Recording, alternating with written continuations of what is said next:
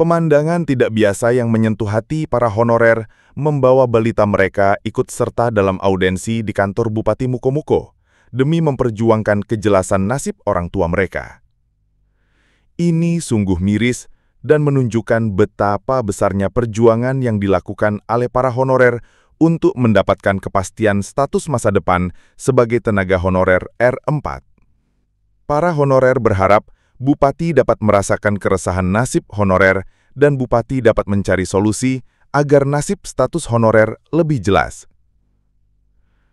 Pada hari Selasa 5 Agustus 2025, honorer R4 Mukomuko mendatangi kantor Bupati Mukomuko dalam rangka mengadakan audensi penting dengan Bupati Mukomuko, Khoirul Huda. Pertemuan yang berlangsung selama hampir 2 jam ini menjadi momentum krusial bagi para tenaga honorer, khususnya mereka yang tergabung dalam honorer kategori R3 dan R4, untuk membahas masa depan status kepegawaian mereka yang belum jelas. Audensi ini diadakan sebagai tindakan lanjut dari aspirasi dari para tenaga honorer yang belum mendapatkan kejelasan terkait pengangkatan mereka, terutama informasi terhimpun terkait penghapusan tenaga non-ASN berdasarkan peraturan pemerintah dan regulasi Kementerian Pan-RB 7 Juli 2025. Dalam audensi yang dilaksanakan di ruang aula pertemuan kantor Bupati, perwakilan honorer R4 mengungkapkan sejumlah permasalahan terkait status kepegawaian mereka.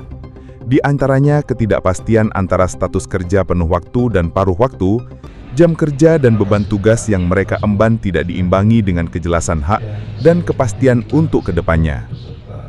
Menyadari rencana pemerintah pusat yang akan menghapuskan tenaga honorer secara bertahap dan mengalihkan sistem menjadi pegawai pemerintah dengan perjanjian kerja atau disingkat PPPK.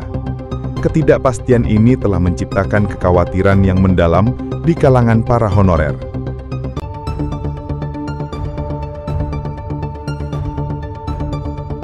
Menanggapi hal itu, Bupati Mukomuko, Khoirul Huda, dengan keresahan dan kekhawatiran para tenaga honorer.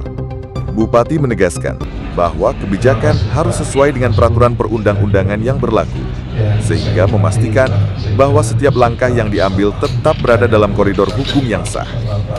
Dalam upaya mencari solusi yang terbaik, Bupati Khoirul Huda berjanji untuk berkoordinasi dengan instansi terkait di tingkat provinsi maupun pusat. Koordinasi ini bertujuan untuk mencari jalan terbaik bagi para tenaga honorer R3 dan R4, sehingga mereka tidak dirugikan dalam proses transisi sistem ini. Huda berjanji, perjuangan tenaga honorer akan terus dikawal. Para honorer diminta untuk tetap menjalankan tugas mereka dengan profesionalisme, sambil menunggu kejelasan lebih lanjut dari pemerintah pusat, ungkap Bupati Mukomuko.